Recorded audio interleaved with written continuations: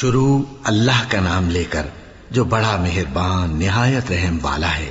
الف لام میم، یہ کتاب یعنی قرآن مجید، اس میں کچھ شک نہیں کہ اللہ کا کلام ہے، پرہیزگاروں کے لیے رہنما ہے جو غیب پر ایمان لاتے اور آداب کے ساتھ نماز پڑھتے اور جو کچھ ہم نے ان کو عطا فرمایا ہے اس میں سے خرچ کرتے ہیں، اور جو کتاب اے پیغمبر تم پر نازل ہوئی اور جو کتابیں تم سے پہلے پیغمبروں پر نازل ہوئیں سب پر ایمان لاتے اور آخرت کا یقین رکھتے ہیں۔ یہی لوگ اپنے پروردگار کی طرف سے آئی ہوئی ہدایت پر ہیں اور یہی لوگ کامیاب ہیں۔ جو لوگ کافر ہیں انہیں تم نصیحت کرو یا نہ کرو ان کے لیے برابر ہے، وہ ایمان نہیں لانے کے۔ اللہ نے ان کے دلوں اور کانوں پر مہر لگا رکھی ہے اور ان کی آنکھوں پر پردہ پڑا ہوا ہے اور ان کے لیے بڑا عذاب تیار ہے۔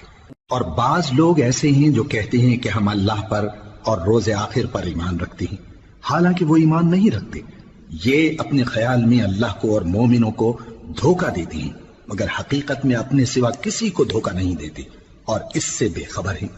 ان کے دلوں میں کفر کا مرض تھا، اللہ نے ان کا مرض اور زیادہ کر دیا اور ان کے جھوٹ بولنے کے سبب ان کو دکھ دینے والا عذاب ہوگا۔